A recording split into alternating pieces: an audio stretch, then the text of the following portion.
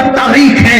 آج سے 200 سال پہلے ہندوستان کی عدالت میں جو جج ظہر کی نماز سے پہلے فیصلے کرتا تھا, اذان ظہر سننے کے بعد وہ مصلی امامت میں نماز پڑھاتا تھا. ہندوستان کا چیف جسٹس مسجد میں نماز پڑھاتا تھا.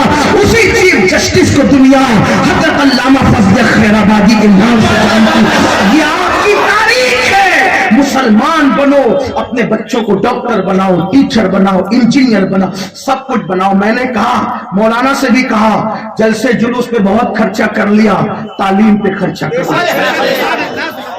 بڑی معذرت کے ساتھ گوالیار کے مسلمانوں, ہندوستان میں اگر چیلنجز کا مقابلہ کرنا ہے, تعلیم کی طرف بڑھنے کے سوا کوئی چارہ نہیں ہے.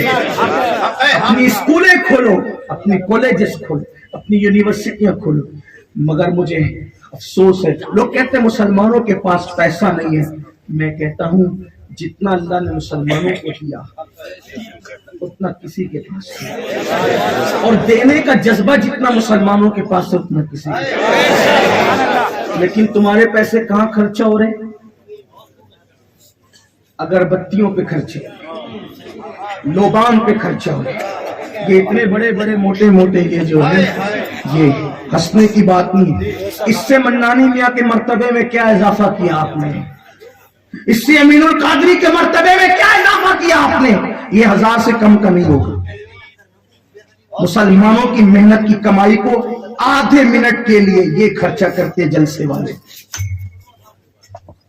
جس قوم کی بیٹیاں سگنلوں پہ بھیک مانگ رہی ہو برقع پہن کر, اس قوم کے پیروں فقیروں کو اور خطیبوں کو اور علماء کو زیب دیتا ہے کہ آدھے منٹ کے لیے 1000 کا ہار پہن کر گلے سے اتار دے, اور پہنانے والوں کو شرم نہیں آتی؟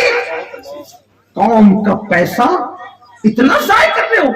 یہی 1000 روپے بچا لیے جاتے تو گوالیار کے کسی یتیم بچے کی اسکول کی فیس بھری جاتی. پھول ہی دینا ہے نا, پھول ہی دینا ہے. ایک گلاب دے دو یا ہلکا سا ہار, ایک کافی ہے, ایک. میں اس کو آدھے گھنٹے تک تھوڑی پہن کے بیٹھوں گا, یا میاں صاحب تھوڑی پہن کے بیٹھ سکیں گے. کوئی شادی کرنے آئے یہاں جو گھنٹوں بیٹھیں گے پہن کر کے؟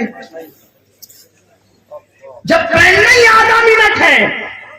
مجھے معاف کرنا گوالیار والوں, اندر سے دل جلا ہوا آدمی کبھی جو ہے وہ اس طرح کے پھولوں کو, آپ کو کیا پتا ہے, میں اوپن کروں نا باتیں تو اپنی اور اپنی ہوٹ اور اپنی دانت ہے. تمہیں پتا ہے سب سے زیادہ پوری دنیا میں اگر کسی کی بیٹیاں لوجوں میں کرائے پہ دی جاتی ہے تو مسلمانوں کی بیٹیاں. تو شرم نہیں آتی؟ اور یہ کیوں ہو رہا ہے؟ غربت کی وجہ سے. یہ باتیں کہنے کی ہمت نہیں ہے, لوگ اس کا غلط مطلب لیتے ہیں. مسلمانوں کی بیٹیاں دوسروں کا ہاتھ پکڑ کر غربت کی وجہ سے بھاگ رہی ہے, اور ہم لاکھوں روپے کن چیزوں پہ خرچہ کر رہے ہیں. قیامت کے دن اللہ ہم سے نہیں پوچھے گا.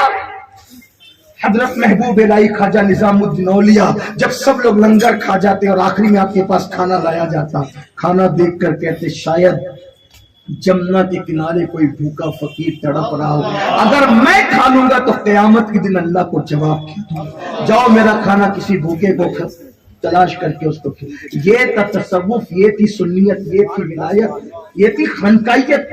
کہاں ہے ہم؟ رسم رسم رسم, کب تک رسموں کے پیچھے بھاگو گے؟ نکلو. اللہ نے دولت دی ہے, صحیح مقام پر لگاؤ. اللہ نے مال دیا ہے, تعلیم پہ خرچ کرو. امام احمد رضا کی فکر سے لوگوں کو چڑ کیوں ہے پتہ ہے؟ امام احمد رضا یہ کہتے ہیں ایک چادر اگر مزار پہ چڑھی ہو تو دوسری ڈالنے کی بجائے, نام و نمود کے لیے دوسری ڈالنے کی بجائے, وہ چادر تیرے پڑوس کی کسی بیوہ کے سر پہ ڈال. ہم اس کے لیے تیار ہی نہیں, ہم اس کے لیے راضی ہی نہیں.